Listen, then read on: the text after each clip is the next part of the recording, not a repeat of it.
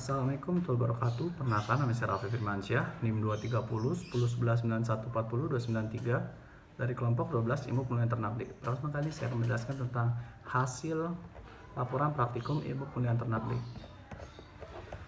Bagian pertama ada pendahuluan 1.1 latar belakang. Peningkatan mutu genetik melalui program pemilihan dapat dilakukan dengan cara persilangan dan program seleksi. Seleksi dan persilangan merupakan dua metode yang dapat dilakukan dalam perbaikan mutu genetik untuk meningkatkan produktivitas ternak. Heritabilitas merupakan parameter paling penting dalam pemulihan ternak. Semakin tinggi nilai heritabilitas suatu sifat yang diseleksi, maka semakin tinggi peningkatan sifat yang diperoleh setelah seleksi. Tingginya nilai heritabilitas suatu sifat menunjukkan tingginya korelasi ragam fenotipik dan ragam genetik. Pada kondisi ini, seleksi fenotipik individu sangat efektif, sedangkan jika nilai heritabilitas rendah, maka sebaiknya seleksi dilakukan berdasarkan kelompok.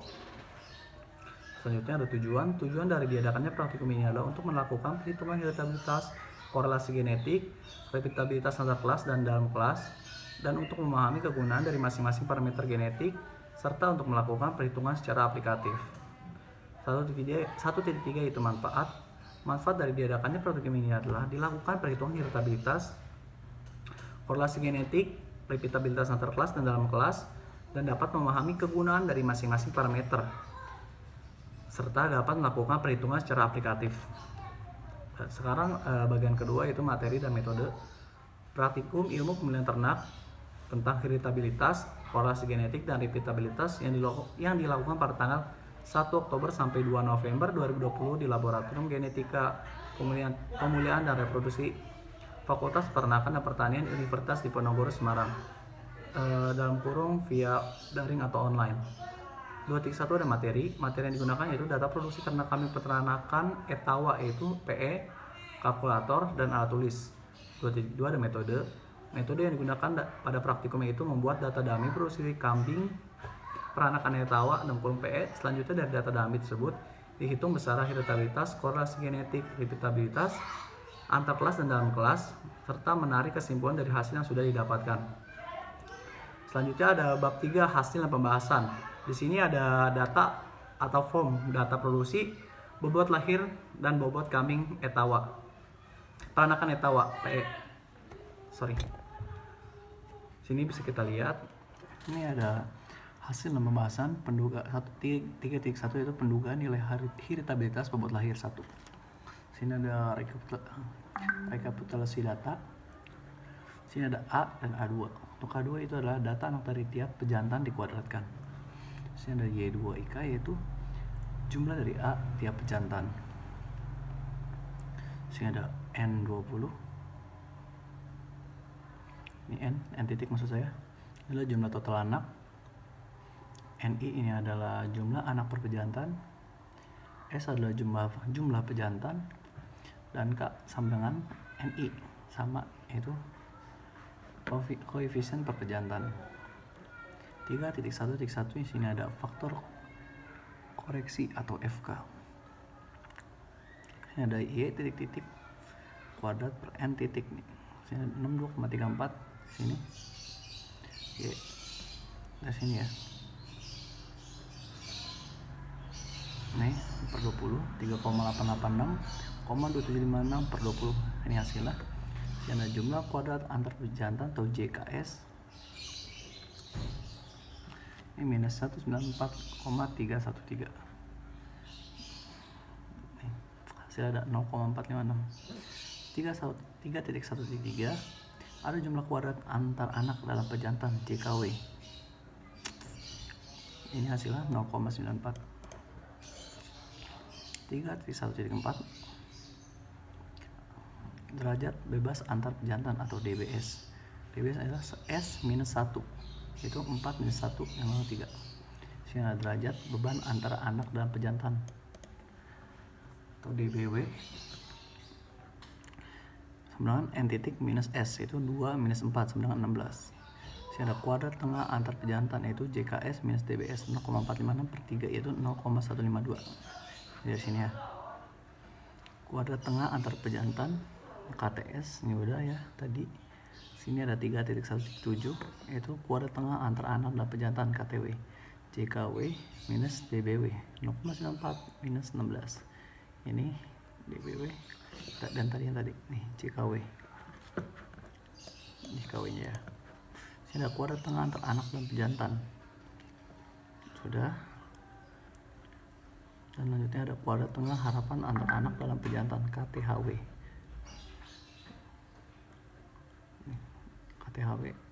KTW sama 0,058. Ada kuadrat tengah harapan antar pejantan. Ini hasilnya 0,094 per 5 0,0188. 3, 3, 1, 3, 10 itu heritabilitas rumput lahir atau H kuadrat hasilnya. Sini ada daftar sidik ragam heritabilitas rumput lahir. Ini sama kayak tadi.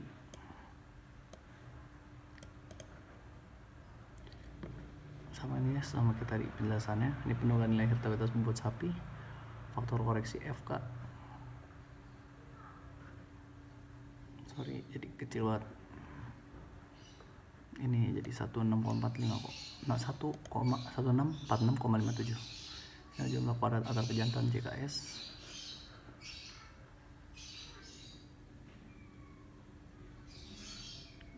Ini hasilnya dari sini. Ini FK.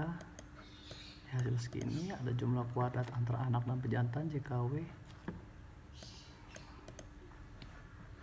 Ini ke sini. Hasil ini 0,1, ada derajat beban antar pejantan DBS S-1 4-1 93, derajat beban antar anak dalam pejantan, dan minus S 20 minus 4 16, kuadrat tengah antar pejantan KTS dengan JKS minus per DBS 0,36 per 3 0,012 kuadrat tengah antar pejantan KTW. Ini hasilnya JKW per DBW 01 per 16 0,0625. Ini ada kuadrat tengah harapan antar anak dan pejantan KTHW.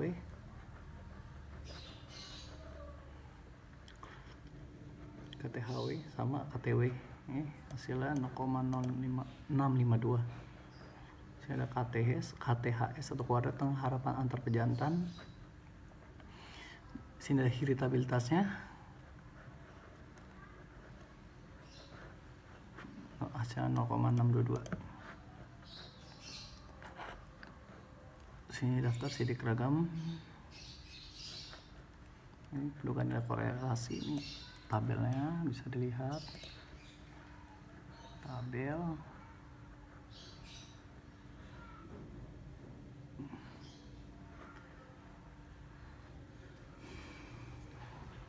Sini ada faktor koreksi FK seperti tadi, kurang lebih sama FK. Setelah itu ada JHKS, ada JHKW.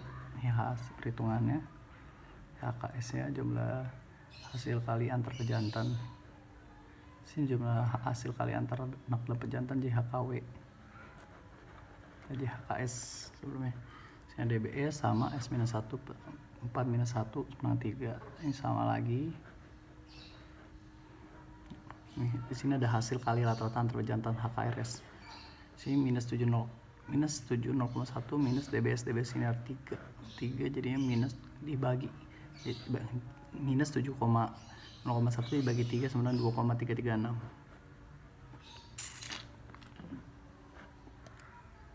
Ini ada hasil kali rata-rata antara anak dan pejantan HKRW. Sini hasil kali rata harapan antara anak ini sama HKRW nih. Sama.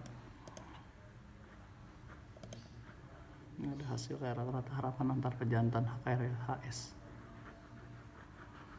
HRS minus HKRW minus K. Sini minus 0,3 minus 2,336 plus 0,513 minus 5 bagi 5 maksudnya sama dengan minus 0,3646. Ini korelasi genetik RG.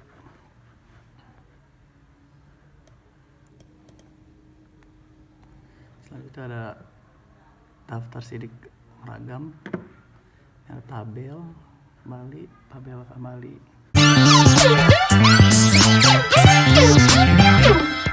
Selanjutnya ada pembahasan. Heritabilitas atau daya waris adalah besar besaran bagi pengaruh keragaman genetik terhadap keragaman fenotipik dalam suatu populasi. Menurut Sari et al. Tahun 2014, heritabilitas adalah parameter genetik yang digunakan untuk mengukur kemampuan genotip dan suatu populasi untuk mewariskan karakter yang dimilikinya. Heritabilitas akan memberi gambaran suatu karakter dipengaruhi oleh faktor genetik atau lingkungan yang dapat digunakan untuk mengetahui hubungan genetik antara tertua yaitu induk dengan keturunan yang dihasilkan. Menurut Hidayah et al. 2015, bobot lahir dan bobot sapi kambing peranakan et al. Atau PE berturut-turut rata-rata sebesar 4,01, kurang lebih 0,69 dan 12,93. Hal tersebut diperoleh setelah dilakukannya pengoreksian pada anak yang berasal dari kelahiran tunggal, karena anak yang lahir tunggal secara signifikan bobot badannya lebih berat dibandingkan dengan kembar 3 atau 4. Dan anak jantan selalu lebih berat daripada anak betina pada setiap periode umur. Berdasarkan perhitungan heritabilitas, bobot lahir dan bobot sapi kambing PE berturut-turut sebesar 0,98 dan 0,622. Hal ini berarti nilai heritabilitas bobot lahir kambing PE berada pada kategori tinggi dan nilai heritabilitas bobot sapi kambing PE berada pada kategori rendah. Menurut Hidayah dan Adirejo tahun 2020, karena nilai heritabilitas adalah sebagai berikut: nilai H2 lebih besar daripada 0,5 termasuk ke dalam kategori tinggi. Nilai H2 sama dengan 0,2 sampai 0,5 yaitu kategori sedang, dan H2 kurang dari 0,2 yaitu kategori rendah. Korelasi genetik menunjukkan hubungan antara dua sifat yang diturunkan dari tetua ke turunannya. Menurut Muslimin et al. Tahun 2013, kolerasi genetik adalah kolerasi antara nilai pemilihan untuk dua sifat yang berbeda, dan terutama disebabkan oleh gen-gen mempengaruhi lebih dari satu sifat paleotif. Apabila nilai korelasi genetik antar dua sifat dapat diketahui, maka perubahan pada sifat pertama pada dipakai untuk menaksir perubahan pada sifat kedua pada keturunannya. Menurut Handini et al. 2020, nilai korelasi genetik termasuk dalam kategori rendah apabila nilainya lebih dari 0,01 maksud saya. Kategori sedang apabila nilainya 0,01 sampai 0,03 dan kategori tinggi apabila berada di kisaran 0,30 sampai 1. Berdasarkan hitungan nilai korelasi genetik antara bobot lahir dengan bobot sapi sebesar minus 16,22 yang mana termasuk ke dalam kategori rendah. Menurut Maisyaroh D. tahun 2019, koefisien korelasi memiliki nilai negatif apabila satu performa meningkat dan performa lainnya menurun. Menurut Hamdani et al. Tahun 2020, seleksi ternak dengan menggunakan korelasi bobot lahir dan bobot sapi dalam usaha pembibitan dan pengemukan penting dilakukan untuk menghasilkan ternak yang berkualitas. Seleksi ternak dengan menggunakan korelasi bobot lahir dan bobot sapi dalam usaha pembibitan dan menggunakan penting dilakukan untuk menghasilkan ternak yang berkualitas. Seleksi untuk satu sifat akan berpengaruh terhadap sifat lain, sehingga untuk menghasilkan bibit yang memiliki produktivitas dan kualitas yang tinggi dapat dilakukan seleksi pada saat lahir dan tidak perlu menunggu ternak mencapai umur sapi. Selanjutnya ya kurang lebih seperti itu. Ini kita lanjut ke koefisien repeatabilitas, yaitu praktikum ini pendapatan koefisien repeatabilitas pada praktikum ini adalah 0,262 dan nilai repeatabilitas itu untuk luar kelas dan dalam kelas itu 0,248. Berdasarkan hasil tersebut, nilai repeatabilitas bobot lahir dan bobot sapi kambing PE tergolong dalam kategori sedang karena nilainya 0,28 dan 0,262 ya.